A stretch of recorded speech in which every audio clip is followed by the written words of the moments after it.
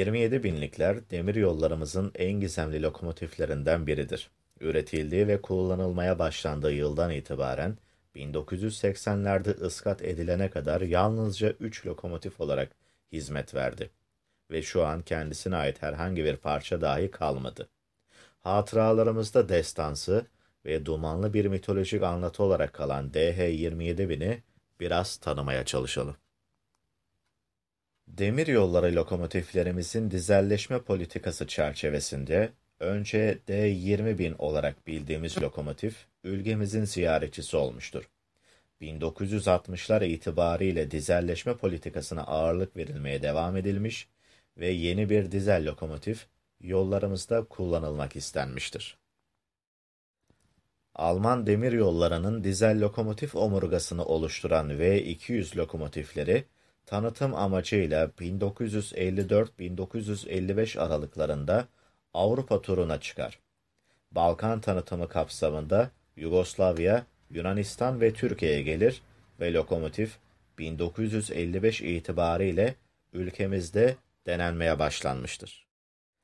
Ülkemizde V205 numaralı lokomotifin denenmesi sonrasında ülkemizin iklim ve coğrafi şekil şartlarına uygun olacak şekilde Alman Krauss-Maffei şirketine lokomotif siparişi verilmesi kararlaştırıldı.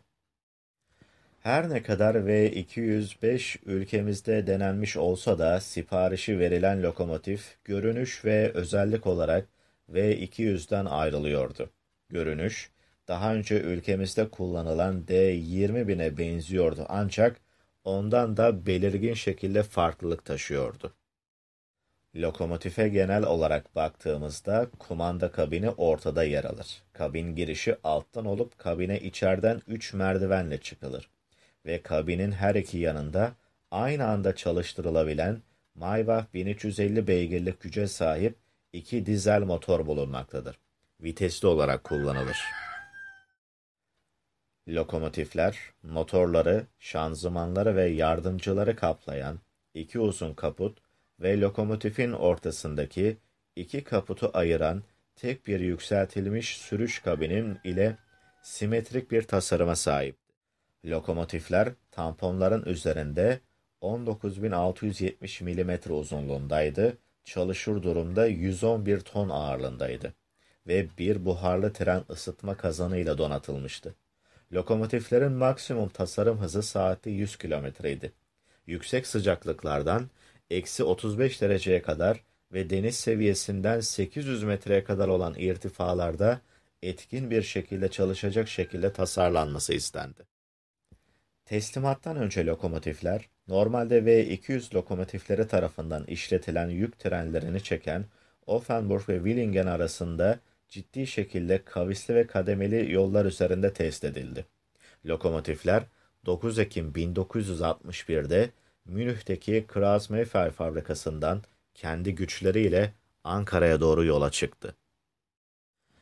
Krauss-Maffei'de o dönem çalışan Valentin Körner, bu lokomotife ait deneyimlerini şöyle hatırlıyor. Krauss-Maffei'de lokomotif denetiminde çalıştım. Çalıştırma talimatları yazdım ve ardından Türkiye lokomotifleri geldi. Tasarımın biraz elden geçmesi gerekiyordu. Şunu hayal etmelisiniz. Tam yük altında 2 adet 1350 beygirlik dizel motor ve egzoz dumanları doğrudan sürücü kabinine çıkıyor. Gürültü dayanılmazdı. 27.000'in kullanım talimatlarını yazdım ve Türkiye'ye gitmeden önce Karaorman'da 24-30 Ağustos 1961 tarihleri arasında test sürüşlerinde bulundum. Karaorman Demiryolu'nda ağırlıklı olarak çekiş gücü ölçüm çalışmaları tamamlandı. Bir sürüş, etkileyici bir çekme kancası üzerinde maksimum bir çekme kuvveti belirlendi ki Türkiye'nin kalbindeki Toros Dağları için bu yeterli olmalı. 3 lokomotif Türkiye'ye çekildi. Dingil basıncını düşürmek için soğutucular çıkarıldı. Bu Bulgaristan için gerekliydi. İstanbul'a geldiğimizde önce makineleri tekrar bir araya getirmemiz gerekti. Lokomotifler nihayet monte edildiğinde sadece bir avuç adamdık. Benim dışımda Krauss-Maffei, Maybach ve Voigt'ten birer tesisatçı vardı. Yine de 3 lokomotifi İstanbul'un Avrupa'dan Asya yakasına feribotla almak zorunda kaldık. Bunu nasıl başardığımız benim için hala bir muamma. Orada İstanbul'dan Ankara'ya ve oradan Adana'ya giden Anadolu Ekspresi'nin önünde oturabildik. Bir zamanlar Toros Dağları'nın üzerinde.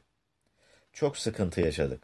Bazen yakıt pompası sorunlara neden oldu. Sonra Maybach regülatörü sorun oldu. Bir gün Bilecik'ten Eskişehir'e gidiyorduk ve orada işler iyice karıştı diyor eski Krauss-Maffei mühendisi. Türkiye Cumhuriyeti Devlet Demiryolları lokomotifleri DH27001, 27002, 27003 olarak numaralandırdı. Buna karşılık gelen Krauss-Maffei işletme numaraları 18702, 18703, 18704'tür. Türkiye Cumhuriyeti Devlet Demiryolları Aralık 1961'de lokomotifler üzerinde test ve eğitim ekiplerine başladı ve 1962'de düzenli hizmete giriş sağlandı. Makinistler arasında 27 binlik veya kroz makine olarak anılırdı. Bakım ekibi lokomotifle birlikte seyahat ederdi ve son istasyonda bakımını yaparlardı. Makinistler arasında 27 binlik veya kroz makine olarak anılırdı. Bakım ekibi lokomotifle birlikte seyahat ederdi ve son istasyonda bakımını yaparlardı.